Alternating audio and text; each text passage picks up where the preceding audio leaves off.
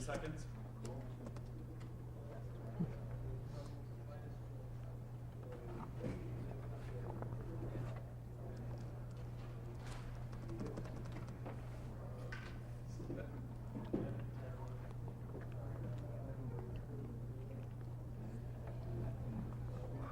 Okay, anytime.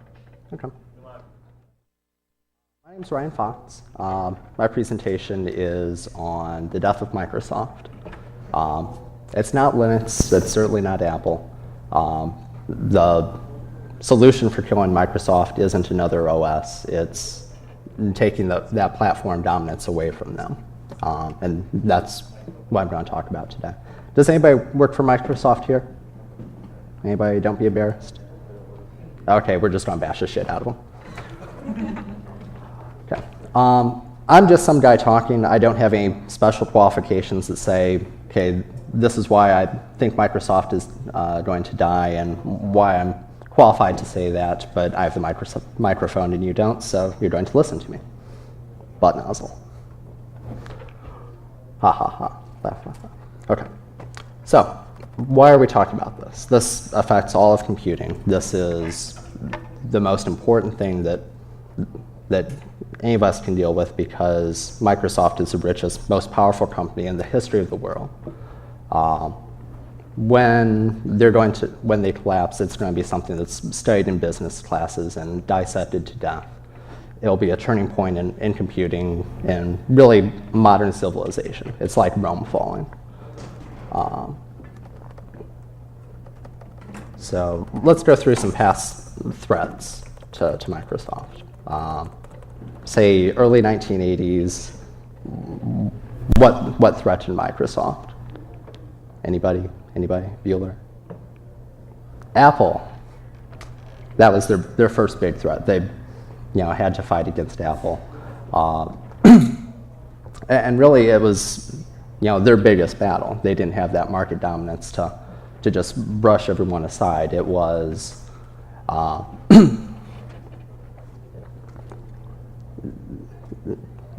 a fight to the death. Apple, put up a great fight. Does anyone have a good reason of why Microsoft won that? What's that? IBM. Yeah, having IBM in the corner certainly helped.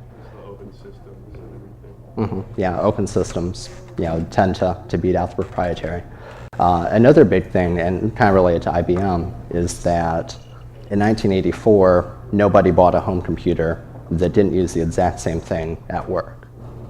And Microsoft and IBM were terrific about developing business software.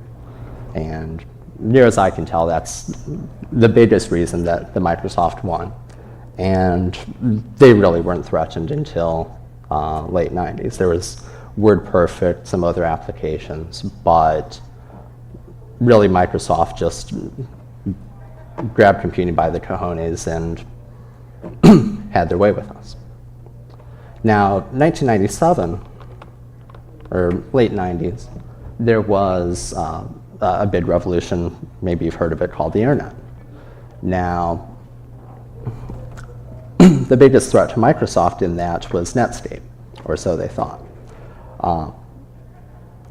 Netscape, through NCSA and Mosaic and finally Netscape, built a great browser which was the great content delivery mechanism for the internet, and of course the internet's wonderful. And Microsoft fought dirty and succeeded with Internet Explorer, but it really ended up that the browser just isn't that important. It's the delivery mechanism, but the content is the thing with the value. Earlier against Apple, it was platform versus platform, but with Microsoft versus Netscape, it was a platform versus an application. At the introduction of the internet, 1997, early 90s, even, or late 90s, early 2000, if you ask someone to choose between having their web browser or the rest of their desktop applications, you would choose the desktop applications. And that's something that really isn't as prevalent today. It's kind of flip-flopped. You know, what's important? Well, if I had to choose, I'd choose my web browser. Everything that I can do on the desktop, I can do through the web browser if I absolutely have to.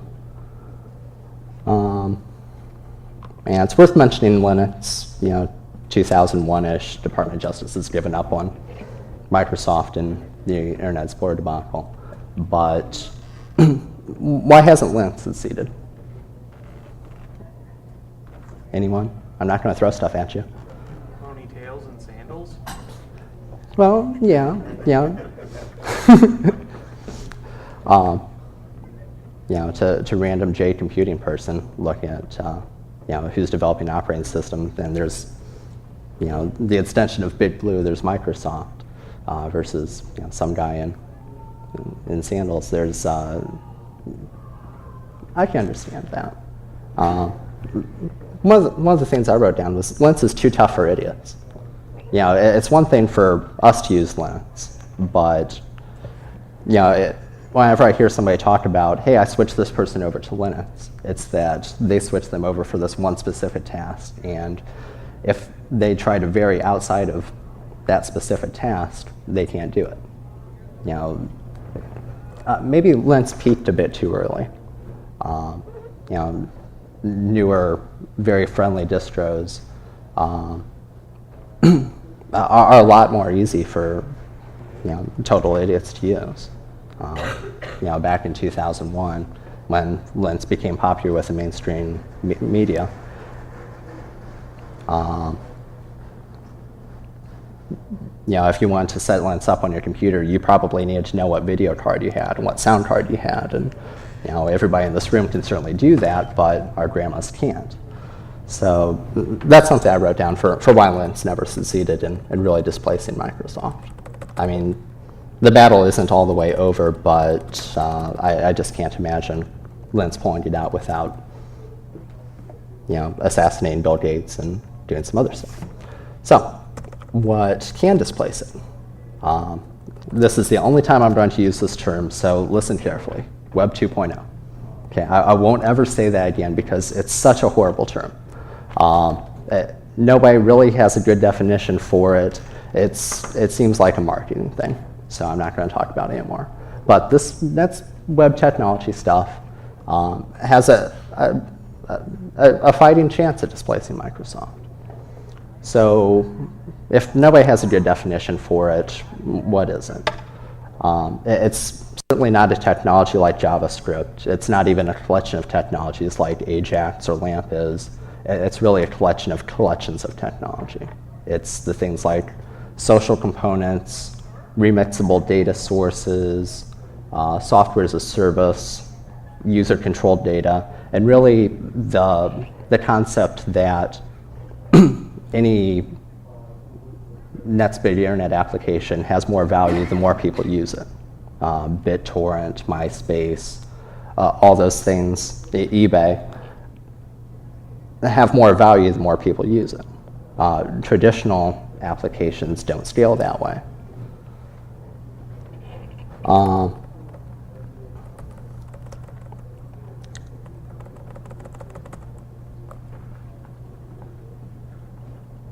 Has anybody noticed the similarity between blogs and GeoCities? Just everybody has a blog, and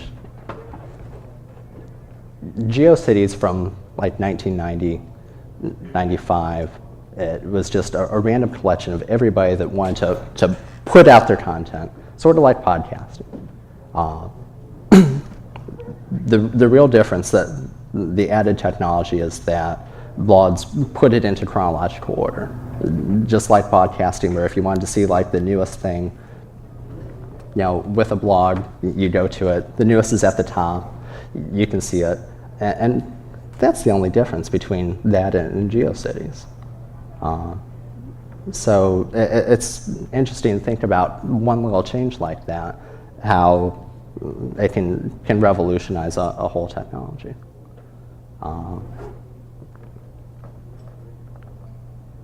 So some of the newer Web 2.0 apps that are coming out, Ajax Write is just terrific. You can use it as a word processor, but it's still at that point where it's if you have to. You don't want to use it every single day because it just drives you crazy. But it's so much closer than we were, pre-Ajax,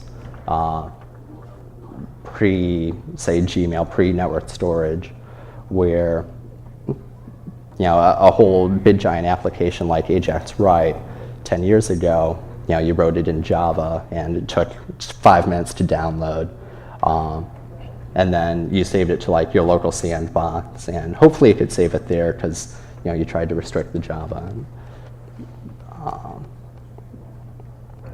It's getting a lot closer.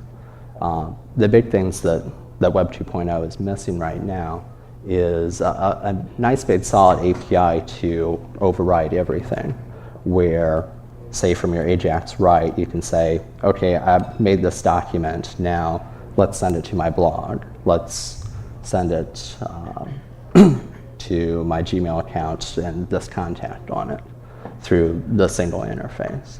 And that's something that some of the newer platform and browsers are trying to do, the uos.com, and trying to merge all of that. But where they're not succeeding is that they're trying to do the traditional mashup of using their existing services, using the APIs for Gmail, and trying to merge them all together, where really there needs to be someone who steps forward and say, okay, everybody that wants to talk together needs to do it this way. REST is a good protocol for doing that. If you're not familiar with it, REST sits on top of HTTP. Everything has an object, and everything uses the same methods like get, delete, put, and with that, as long as, say, services are advertising a consistent level of objects. Gmail has a /contact/ email address, and say to get the list of contacts, get /contact. To add contacts, same thing. I think once more web services start to use a very consistent method for doing that, then we'll be able to really further the platform in a browser. Go ahead. So the question about Microsoft assuming dominance or being killed by all this. So their model has been win the war by brute force. You throw enough money at the problem and the problem goes away. So what's preventing them from co-opting these collection of collections, as you call it, and basically doing it and longer and harder and better than anybody else can until they've won this one again and push it to the side? Yep, I'm getting there. I think that they will. That's certainly what they've done in the past. And it's worked before, so I think that's what Microsoft will try to do to combat it. Microsoft does have that dominance, at least at the client end, and they do have a significant market share at the server end as well. Now, if you control one end of that, you can make the proprietary extension and hope that people use it. But when you control both ends of that communication, then you can do that proprietary on both ends and lock other people out of it. And that's what Microsoft will do. They don't have a lot of server market share, at least in comparison to the desktop. But fundamentally, that's kind of flawed. The biggest benefit of Web 2.0 is that services can interact with other services. That proprietary, let's lock everybody out, doesn't play well into that. So I think that we'll end up with sort of a fragmented web, i.e.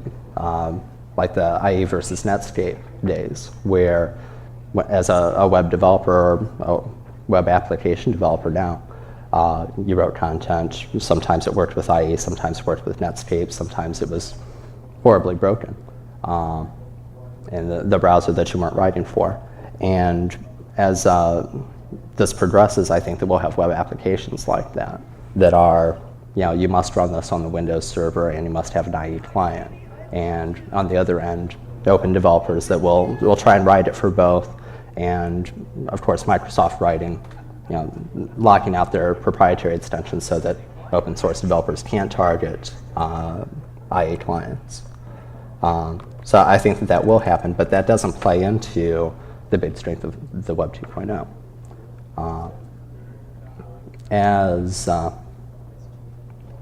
As this comes about, I think that the open standards will take an early lead because, well, Microsoft isn't the innovator. Historically, Microsoft has been able to play catch-up by just brute force, by pumping dollars into it. So they don't need to innovate and haven't been. So open source will take an early lead in the Web 2.0 battle. Now, as new web services come to light, they'll have to choose between, okay, we can go the Microsoft route, which has always worked for us before, or we can use the open source route where it has all these new features and we can talk to this great killer app. We can talk to all this other stuff.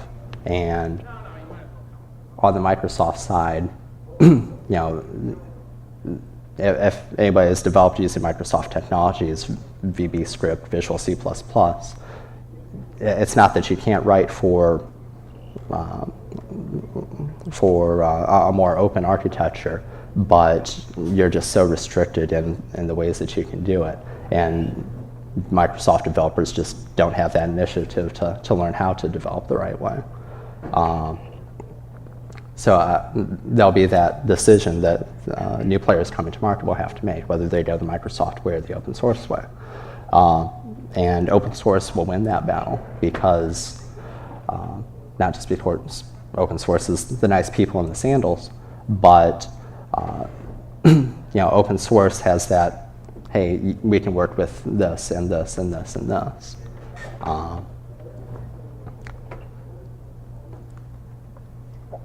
So, open source will win that initial push because they're the innovator. And then as new stuff comes to market, they'll get a significant portion of that as well. Now, we'll see a lot of traditional desktop apps, even ones that you wouldn't think of, moving to Web 2.0, just because of all the benefits, all the things like, hey, I can take this Photoshop and put it online, sell licenses for a day, which is something that they can't do right now. You sell a Photoshop license for a day for $2. Put out a press release, hey, we've got this new filter, it gets picked up by Slashdot, you click on that, go to Photoshop, buy a license for a day, go into Photoshop.com, make a pretty picture, and then save it to your blog. Adobe would love something like that because it will expose new people to the product. It's easier for them to manage licenses.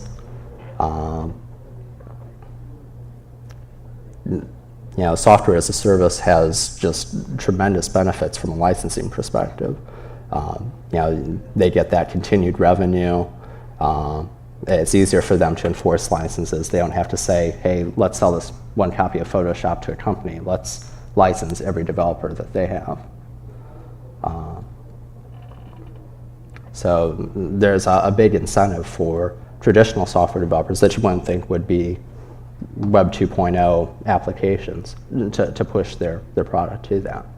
Now, of course, as they do, they get to say, okay, let's interact with this service. Let's be able to print it out at Walmart.com, and all the benefits of everybody else. It's the same thing where, on eBay, the value is from the number of people that are in it. well, it's going to be the same thing with Web 2.0 in general, where the more companies that are producing Web 2.0 applications, the better the interoperability will be.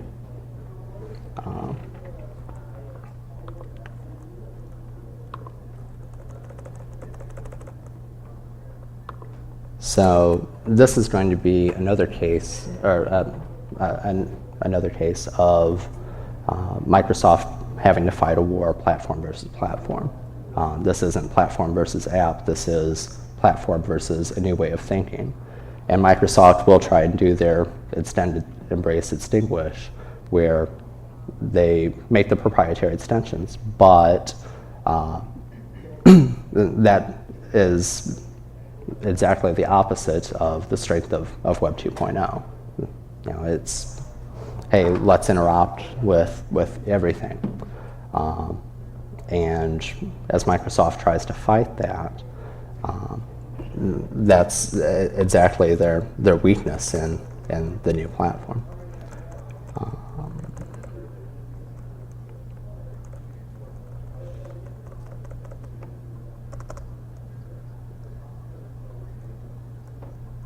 One of the neat things that's going to happen as software transitions from the desktop to the web is that software versions will end. Like I said before with software licensing, you know, if you have Photoshop.com, there isn't a way to say you can access Photoshop7.com, but as soon as you go to Photoshop8.com, you need to pay us another license. That doesn't play well into the Web 2.0 concept, where updates can just be pushed out as needed. And you know, it's another big benefit for software companies. They don't have to deliver patches. They don't have to regression test and support 5-year-old products. They can say, let's support Photoshop.com and hope to hell everything is running okay. And if it's not, then we run the patch to fix it, and all of our customers are running the exact same code. Which is just a tremendous cost-saving measure for them. And as applications move from the traditional client PC to the network, the client obsolescence slows. It doesn't matter if you're running Photoshop.com on Pentium 4 2.6 gigahertz or Pentium 4 3 gigahertz. All that matters is the bandwidth, and really the obsolescence is at the server end, making sure that the bandwidth is there, making sure storage is there. Moore's law covers processing power, and that will really take care of that on the server end. But I think where we're going to see the bottlenecks is bandwidth and storage coming up.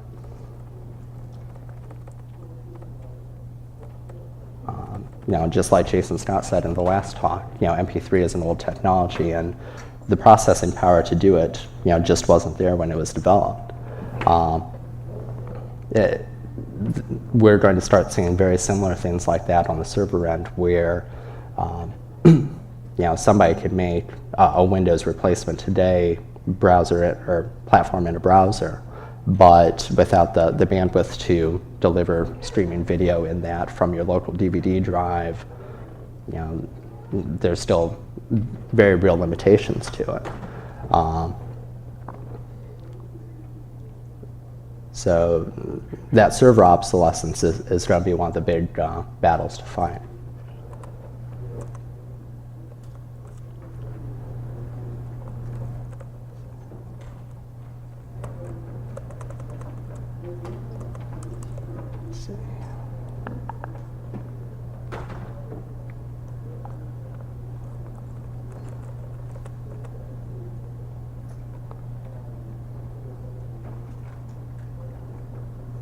Read over here. You did everything way out of order. So let me see here. Does anybody have any questions so far? Yeah. Well, why do you think, web-thin clients will be any more successful than Traditional thin clients? Well, traditional thin clients have a lot of limitations. that the web thin clients won't. Now, I'm not saying that we'll have traditional thin clients working with Web 2.0 apps. I think that as development happens, if a balance can be stricken, where Photoshop.com can do some rendering on your local system, as well as utilizing the server resources when it's appropriate.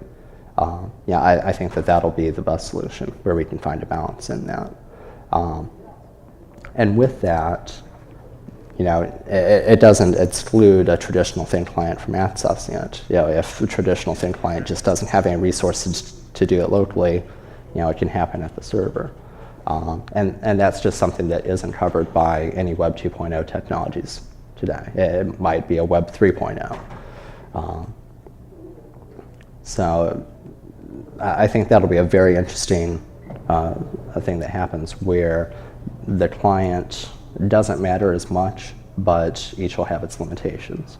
If I'm doing Photoshop.com on my PDA, I'm going to have bandwidth limitations for however I'm accessing it, plus display, plus input, plus processing. So it could be where if you access it on PDA, you have limited capabilities. Thin client would be another step, Pentium 60 would be another step, and maybe the platform can kind of detect how you're accessing it and what your client capabilities are, and utilize it effectively.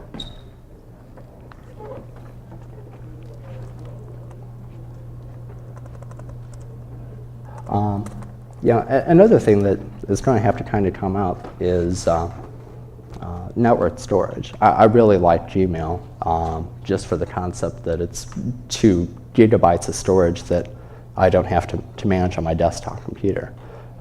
It's frowned upon right now to use one of the utilities to use connected mounted as a file system, but I think that pretty quickly we'll see some high profile names actually offering that, where it is a network share. Probably ad supported, probably with a paid option. And if they do a good job of it, probably using REST or some other nice API for letting other services interact with it, you can host your eBay images there, or host podcast links. They're fed off your blogger.com account. So I think storage from the network side is something that we're going to see some advances in pretty quickly. Any other questions?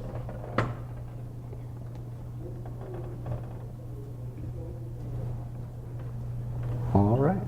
Well, that's all I have then. Don't hold me as at 9. All right, thank you.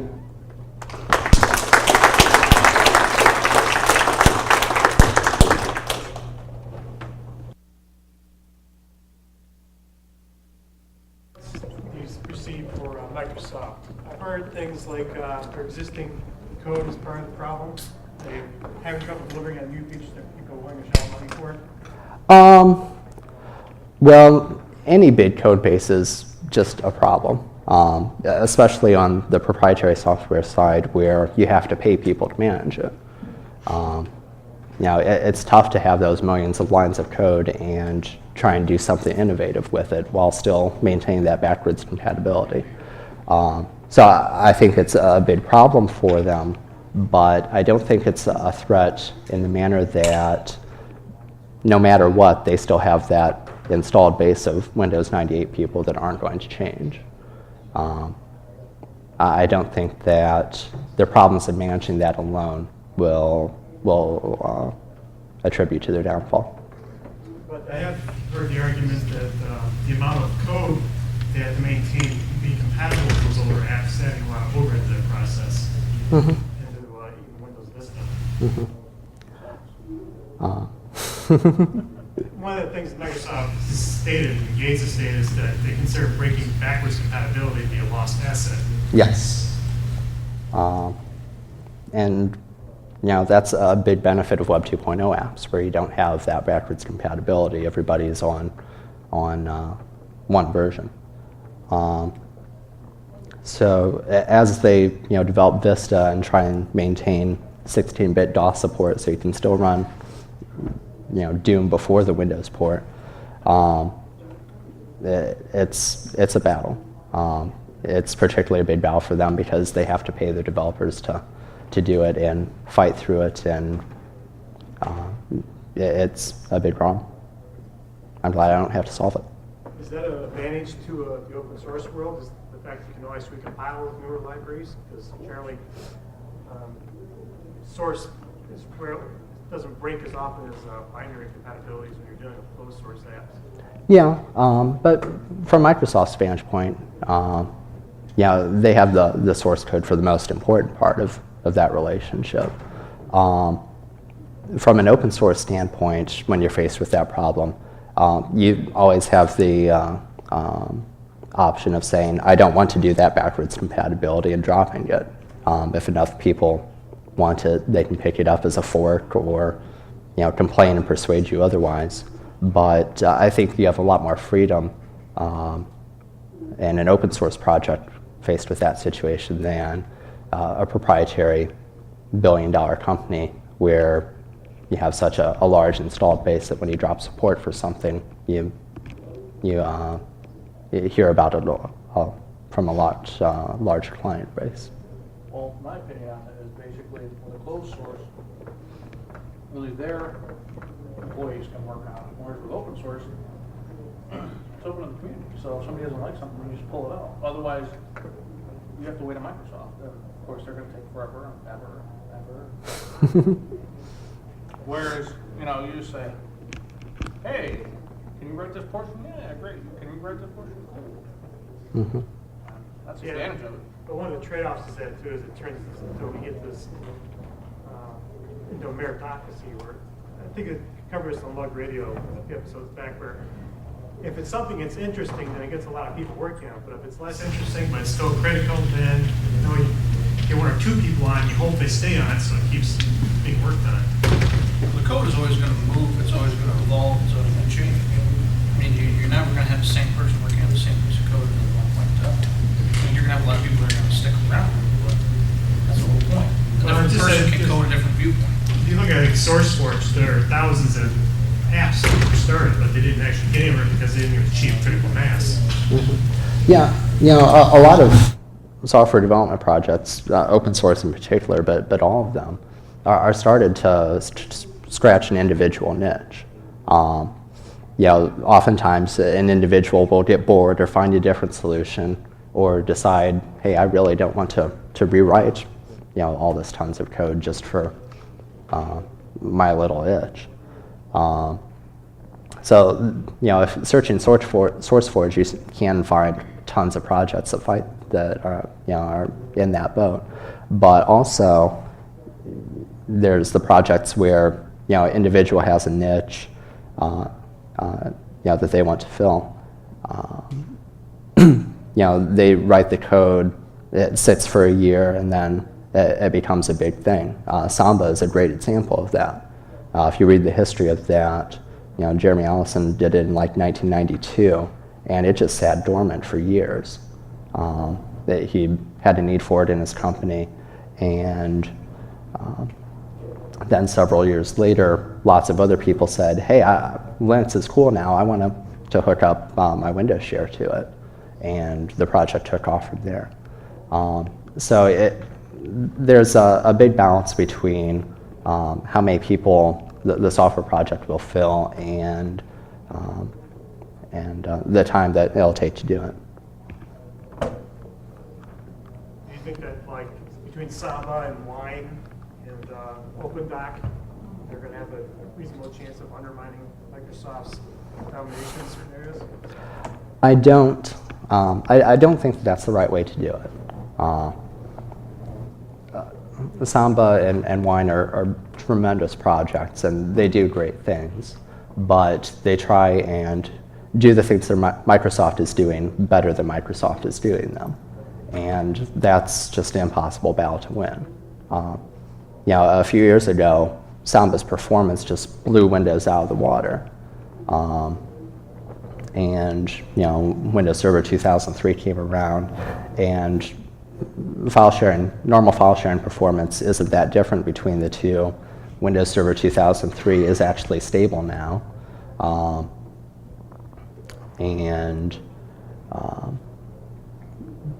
When they did their new Active Directory stuff, it broke everything in Samba for managing domains. So Microsoft it can always be one step ahead of those types of projects.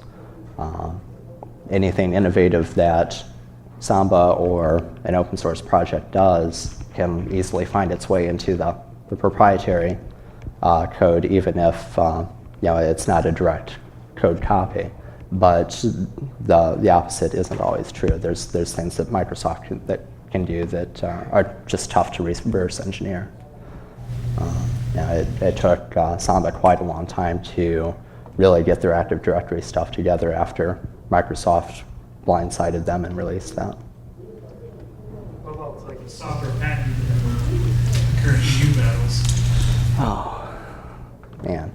I want to rant about that, but I'll refrain myself. Software patents are wrong. Every country that's doing that just needs to be instructed the proper way of developing software, because obviously the people that are managing that don't know. The problem with software patents are that you patent the process of doing something, but in software there's tons of different ways of doing that. So you really have no benefits of the patent, but you restrict competition. And that's something that we're done here in the US and the EU.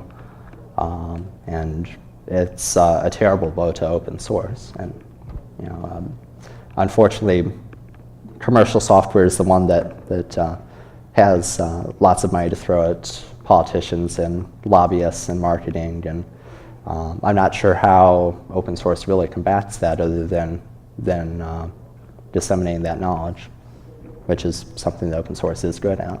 Well, we got a few friendly vendors like IBM who has the most patents. And Red Hat and a few others have made that association where they share patents. Yeah, now that open source has caught on to that and realized the value of software patents, especially the corporate contributors like IBM and Red Hat, the open source has started to realize that value and amass what they can with that, which is a good thing. But it's still something that needs to be abolished. Well, to kind of go back to what he was saying, and I apologize for coming in late if you already covered it. No problem. Really, in my opinion, the battle is going to be won against Microsoft as far as getting it on the business desktop. If we can get more adoption by businesses, because people, I've got this Microsoft at work, I can have it at home. That's the way they think. And so if you get more people familiar with it, and we can, the open source community can develop more business apps and have more of a business angle to it, I think you could really make a case for open source. But as long as it stays in an obscure edge of the community, where Microsoft dominates the market, and I mean, if you just leave it in the community, if you leave it in the consumer category, it might not get anywhere. But if you put it on the business community, where you got, one company with 20,000 desktops, you're gonna, and you got multiple companies like that, the more and more, the more you get it out there, the better off it will be. Yeah, that's exactly how the battle between IBM, Microsoft, and Apple was. Microsoft reached the business community first, and they went on to win. But that was a bit different because, back then nobody bought a home computer without using the same thing at work first. There was a horrible phobia about computers, and you had to be familiar. Well, and unfortunately, it still carries over even today. That's what I'm saying. Yep, there is, and I certainly won't disagree with you because you're making my point. I came in late, sorry. But it is less than it was in the mid 80s. I think it still has a lot to do with market share, where certainly in the mid 80s, once you reach businesses and you got businesses to take over, you won market share just because that was it. Now I think that's possible to win over that market share by reaching consumers first. I think that if you put out a good killer app and reach consumers first, that will spread over to businesses. There's so much competition in the consumer market. That's why, I mean, you've got Apple, you've got Linux, you've got Microsoft, you've got how many other different distros of Linux? So you've got so much competition on the consumer market. That's why I'm saying I think it would be more of a the way that you would form a battle plan is to really form more business-friendly free apps. Because the business is going to look at it and say, hey, wait a minute, I can get this piece of software that I can use that I don't got to pay Microsoft or IBM buku bucks for. And I've already got a community of people that pretty much understand it. We just have to retrain them. Mm-hmm. Once that happens, you have widespread adoption, then people start, oh, hey, I've got Linux at work, I can run Linux at home, or whatever the case may be. Yeah, it's certainly a good point that because the business market is more limited and doesn't have as much options, and there's a clear delimitation between, okay, we can set up this option with Linux or with a web technology and it will cost this much money, versus if we do it with Microsoft or another technology, it will cost this much money. In business, there's a very clear line where once you cross that, it makes business sense to adopt open source or Linux or whatever it is that you're adopting. And consumers, it's there isn't that clear of a delineation. Consumers can be, you'll reach this set of consumers if you do this and include this feature, but you won't you'll reach a different set if you don't include this feature, include something else instead. So, it's a good point that I'd say the business market is still easier to penetrate, but I don't think that the consumer market and that path into all of computing, I don't think that that's closed off. Well, I've talked to a lot of different CEOs, and most CEOs are very business-minded, they're clueless when it comes to their technology center. So I think if we can educate more CEOs and decision makers as to the advantages of it, that more people could, because they're the guys that are saying, they're the ones that are getting wine and dine by Microsoft and saying, it's a multi-billion-dollar package. Mm-hmm. Yeah, and Linux or open source or web apps just don't traditionally have the guy that takes the CEO out to dinner. Corporate sponsorship through, There's got to be other ways that you can do it, that you can turn people on. Mm-hmm. Yeah, the corporate sponsorship through IBM and Red Hat, it's just helped the community tremendously. But it is just a matter of getting the information out there. It's not that the CEO has to be taken to dinner to endorse a product, but the CEO has to be familiar with it. Case in point, I was aware of a company that was evaluating network vendors, and pretty early on, the technology guys had discounted Cisco for the networking hardware. Cisco had came in late on the quote, and they really didn't like working with the interface and just didn't want to deal with Cisco, so they asked them. And then corporate management came in and pretty much said the equivalent of, I don't know what companies you're considering, but we see Cisco commercials on TV. What's wrong with them? And People believe what they see. How open source fights that and gets the information to the masses is a tough challenge, and one that it's not all that well suited to fight. Yes. I read that like Google, for instance, is planning on releasing like complete Office suite through I guess web service 2.0 or Web 2.0, and they believe that will be one of the things that will secure their own protection from Microsoft, and like competition for search dominance in the future, do you foresee that could be something that could very much weaken Microsoft's hold on the corporate world, for instance? I love Google. In the last few months, I've heard rumors of Google releasing the web office suite, Google leasing semi-trailer looking containers of equipment to just store racks of storage and the global data centers where they just park them every so often at network access points, and so they can be closer to the end user. Google PCs. Yeah, Google PCs, Google Wireless, where they track users,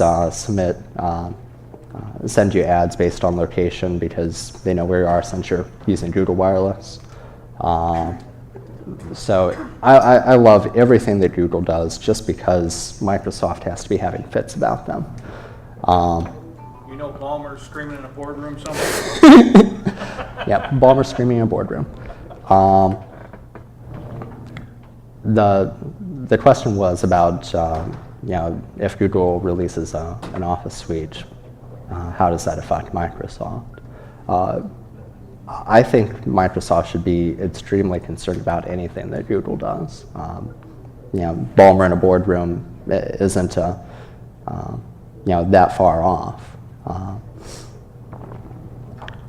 I think that any large company, whether it's Google or IBM or Red Hat, if they released a web office suite, that would have an immediate impact on Microsoft's position going forward. I think that they would immediately start throwing those dollars towards having their own web office suite. I think that they are doing that already. If you go to the windowslive.com, initially it was a stub that kind of mentioned the web office suite. And in fact, I think that appeared very shortly after the rumors of Google's web office suite. I don't think that Google is actually doing one. Yes, they did buy Rightly, which is an Ajax Write, very similar to that. I'm surprised that Google has gotten away with the same type of business strategy as Microsoft. I'm surprised Microsoft didn't buy Google early on, or I wonder if they're kicking themselves in the ass now that they didn't try to make a move on Google and kill them early. Mm-hmm. Well, yeah, things would be a lot better off for Microsoft, but they can't really buy every Web 2.0 startup. Wait, yeah, I guess they can, but if it maintains their place in market dominance, I'm sure they try to. Mm-hmm. I don't know why they don't just buy every technology company. Department of Justice would weigh into that a little bit, but they beat them once, they can beat them again. Yeah. Because, I mean, that's been their, to me, in my opinion, that's been their whole strategy to try to stifle innovation is they get pissed, somebody comes up with a competing technology. Mm-hmm. We will assimilate you. Mm-hmm. They just suck them up and then they kill the idea. Mm-hmm. It's like, well, shit. Yeah. That's a good idea out there. Yeah, and that's certainly one of the best things about open source is that they haven't found a way to really combat that. They can't buy every open source company. They can't convince the developers to sign over copyrights, and Microsoft hasn't found a good way to combat it, but at the same time open source hasn't done enough innovation to really persuade consumers or business or anyone to switch over en masse. So it's just kind of like everybody's stagnant, waiting for somebody to make the first move right now. Yeah, yeah. Or maybe Google will come in on a horse and kill everybody. Yeah, Google's certainly done the most innovation of any of the large high-tech companies in the last couple of years. Anything else? All righty. Thank you.